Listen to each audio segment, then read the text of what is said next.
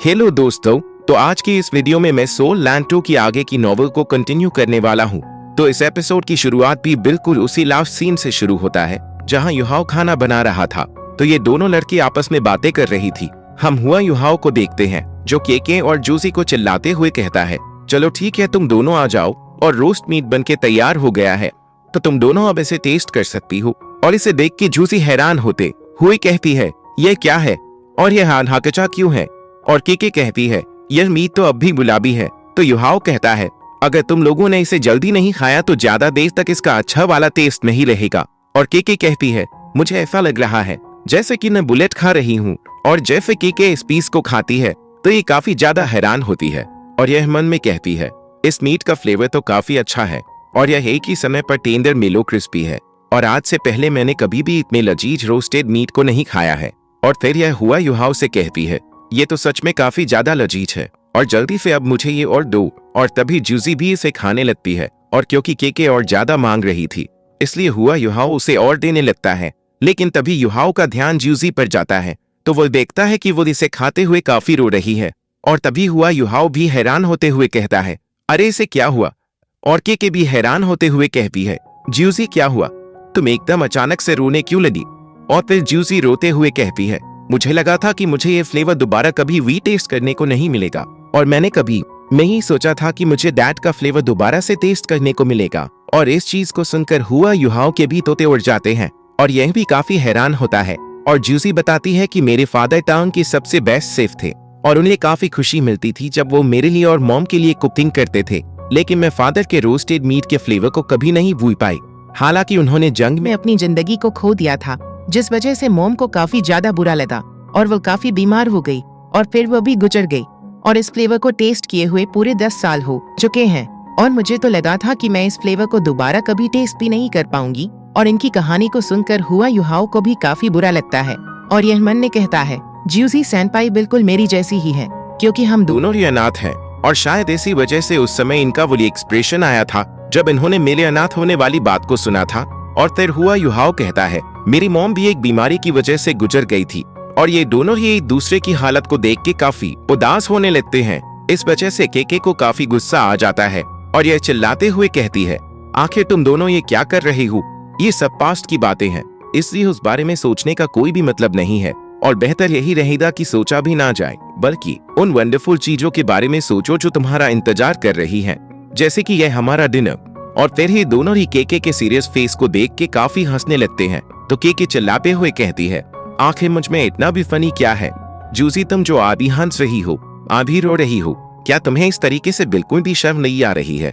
और केके यहाँ से जाते हुए कहती है, काफी लेट हो गया है इसलिए हमें अब आराम करना चाहिए और अपने अपने दिमाग को साफ कर लेना क्योंकि हमें सुबह जल्दी सबसे पहले माउंटेन पर जाना है। और जूफी यहाँ से जाते समय युहाओ को काफी प्यार भरी नजरों से देखते हुए कहती है, फ्यूचर में कुकिंग के काम को मैं तुम पर छोड़ दूंगी। और इस वजह से हुआ युहाओ भी थोड़ा सा हैरान होता है। और जब रात के समय हुआ युहाओ सो रहा होता है तब ऐसे सपने में वापस से वही ब्यूटीफुल शेडो दिखाई देती है और यह सुंदर लेडी और कोई नहीं इनकी स्पिरिट फ्यूजन वाली लेडी होती है। और अगले दिन सुबह जल्दी उठकर मेडिटेशन करता है, जिसके बाद हुआ युहाओ सभी के लिए ही सिंपल ब्रेकफास्ट बनाता है। और केके ब्रेकफास्ट करते हुए कहती है, यह इतना भी बुरा नहीं है, मैंने कभी नहीं सोचा था कि सूप का टेस्ट भी इतना अच्छा हो सकता है। और जब हुआ युहाओ जूसी को अपनी तरफ इस तरीके से देखते हुए देखता है तो मन में कहता है, हालांकि जूसी सैनपाई जिस तरीके से मेरी तरफ देखती है उस वजह से मुझे काफी अजीब सी महसूस होता है। जिसके बाद इनकी तिगरी जिंग यांग फॉरेस्ट के अंदर एंटर करती है और फिर जूसी कहती है, यहाँ पर काफी सारे स्पिरिट बीस्ट हैं, इसे और जाना ज्यादा सेफ नहीं होगा। और अब जब हम चलना शुरू कर रहे हैं तो हम इस चीज के लिए इस चीज के ऊपर निर्भर होंगे।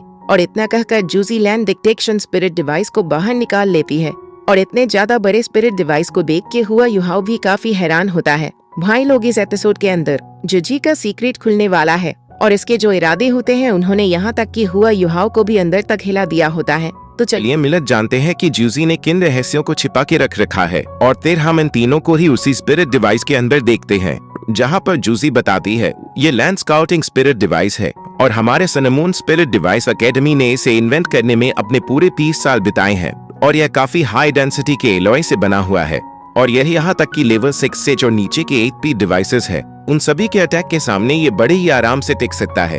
और तो और यह बैरियर को भी क्रिएट कर सकता है। न सिर्फ इतना ही बल्कि यह अपनी प्रेजेंस को भी छिपा सकता है, जिस वजह से स्पिरिट बीस्ट भी हमें डिस्कवर नहीं कर पाएंगे। और अगर पहाड़ के ऊपर किसी भी तरीके का खतरा हुआ तो ये तुरंत ही अपने पैरों को अंदर करके पहाड़ पे से गुरक हुए नीचे आ जाएगा। और इसके हर एक सीट के ऊपर बटन है। और इन सारी चीजों को जानकर हुआ युहाओ भी काफी अचंभित होता है। और ये मन ने कहता है, अमेजिंग, क्या सिनेमून एम्पायर इतना ज्यादा एडवांस है स्पिरिट वेपन्स के मामले में। और जूजी कहती है, मेरे पास जितनी स्पिरिट एनर्जी है उसके हिसाब से हम इसे लगभग आधे घंटे तक चला सकते हैं, लेकिन अगर हम तीनों ही बारी बारी से इसे चलाएं तो इस तरीके से इसे काफी देर तक चलाया जा सकता है। और इस तरफ हुआ युहाओ ने अपनी मेंटर डिटेक्शन का इस्तेमाल करके इस स्पिरिट डिवाइस के अंदर करीब 3 फॉर्मेशंस को ढूंढ लिया होता है। और फिर युहाओ मन में कहता है, ऐसा दिखता है कि इनमें काफी महंगे रिसोर्सेस का इस्तेमाल किया गया है। और टोरस की जो ये 6 पैर हैं वो भी ज्यादा कुछ फुर्तीला नहीं है। और यह अपने फुल स्पीड में करीब करीब मेरी स्पिरिट जितना ही होगा। लेकिन ये सिर्फ वर्तमान की सिचुएशन है, लेकिन फ्यूचर में क्या हो अगर सिनेमून एम्पायर स्पिरिट एनर्जी के सब्स्टिट्यूट को ढूंढ ले तो। और ऑब्वियसली फिर इस चीज को स्पिरिट कैनन के साथ इक्विप किया जा सकता है, और तो और अलग अलग तरह के स्पिरिट वेपन्स के साथ भी। और तीसरा, अभी जिस चीज को अहमियत दे रहे हैं वो पब्लिक के लिए ऐसे स्पिरिट डिवाइस होंगे जिन्हें वो जनरली इस्तेमाल कर सकते हैं, और एक बारी चार्ज करने के बाद एक नॉर्मल पर्सन भी उन्हें इस्तेमाल कर सकता है।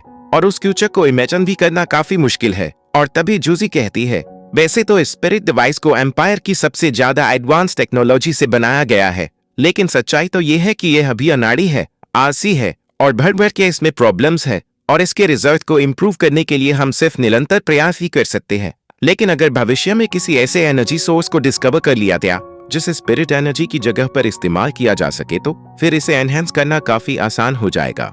और तो और इसका पोटेंशियल भी काफी ज्यादा बढ़ जाएगा। और जूजी की इन बातों को सुनके हुआ युहाओ मन में कहता है, मैंने कभी नहीं सोचा था कि जूजी आगे की चीजों को इतनी क्लियरली देख पाएंगी। और थोड़ी देर से जूजी कहती है, आखिर तुम इतने चुपचाप क्यों हो?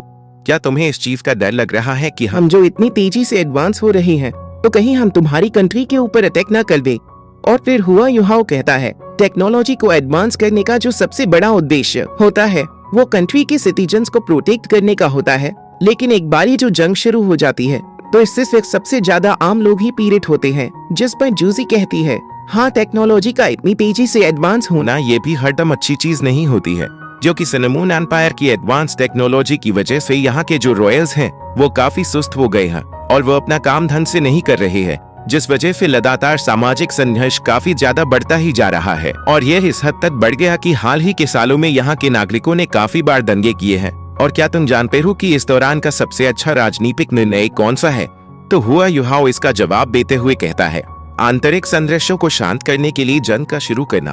और तभी जूजी कहते हैं, तुम काफी हद तक एक जासूस जैसे लगने लगे हो, लेकिन अब भी तुम उतने सक्षम नहीं हो। तो हुआ युहाओ कहता है, मैं अपने आप को जासूस नहीं कह सकता हूँ, क्योंकि मैं किसी भी देश के लिए काम करके उन्हें जानकारी प्रोवाइड नहीं कर रहा हूँ। लेकिन अगर संभव हो सके तो मैं अपनी पूरी कोशिश करूंगा जिससे कि मैं इस जंग को रोक सकूं। और हुआ युहाओ की इस बात को सुनके जूजी थोड़ी देर के लिए शांत हो जाती है और फिर कहती है, हुआ युहाओ, क्या तुम जानते हो कि मेरी जिंदगी का गोल क्या है?